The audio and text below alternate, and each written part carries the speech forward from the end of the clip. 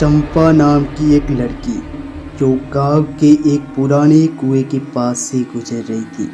तभी कुछ बदमाशों ने उसे अकेली देखकर उसकी हत्या कर दी। उसकी लाश को कुएं में फेंक दिया गया ताकि उसकी कहानी किसी को भी ना पता चले।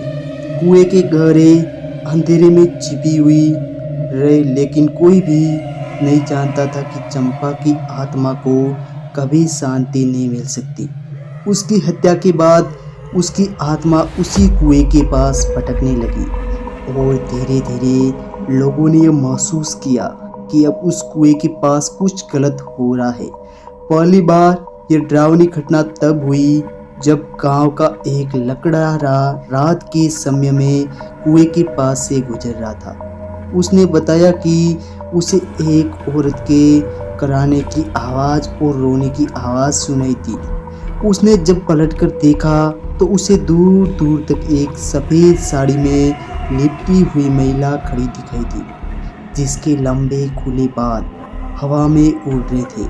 वह महिला उसे अपनी ओर बुला रही थी। लकड़हारे ने पहले तो सोचा कि यह कोई गांव की औरत होगी, लेकिन जैसे वह थोड़ा और करीब गया, उस औरत का चेहरा धीरे धीरे विकट रूप धारण करने लगा और उसकी आंखों में एक भयानक लाल चमक आ गई। लकड़हारे ने घबरा कर वहाँ से भागने की कोशिश की, लेकिन उसके पैर जैसे जैसे जमीन से चिपकते गए।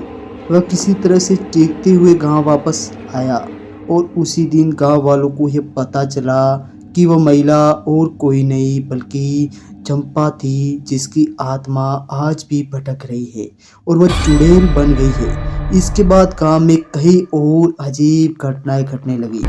जो भी उस कुएं के पास से रात के समय में गुजरता, उसे चुड़ैल की परछाई दिखाई देती और कई लोगों ने दावा किया कि उन्होंने चुड़ैल को पास बुलाते हुए देखा है।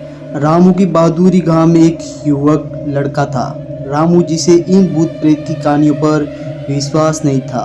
उसने हमेशा ये सोचा कि लोग इन सब कहानियों को बढ़ा चढ़ाकर बात करते हैं।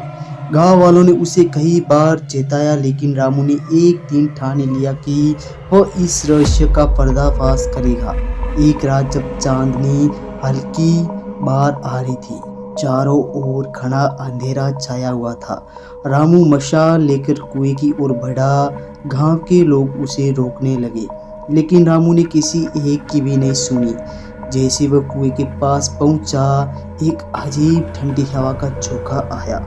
रामू ने मशाल को कसकर पकड़ा और कुएं की ओर देखा। कुएं के भीतर से एक हल्की आवाज़ आ रही थी, जैसे कोई बहुत दूर से पुकार रहा हो। रामू ने हिम्मत करके कुएं में झांककर देखा। तभी अचानक कुएं से एक सफ़ेद साया बाहर निकला और सीधा रामू की ओर बढ़ने लगा। रामू को अपनी आंखों पर विश्वास नहीं हुआ, लेकिन अब बहुत देर हो चुकी थी। चुड़ैल धीरे धीरे उसकी ओर बढ़ रही थी। उसकी लाल जलती हुई आंखें और विकट चेहरा अब साफ दिखने लगा था। रामू ने भागने की कोशिश की, लेकिन उसके पैर जैसे तैसे करके वही जकड़ जाते हैं और वह चीख जाता है वहीं पे, और वह चुड़ैल रामू को उसी कुएं में लेकर चली जाती है, जिसके बाद से रामू कभी उस कुएं में लौटकर वापस नहीं आया।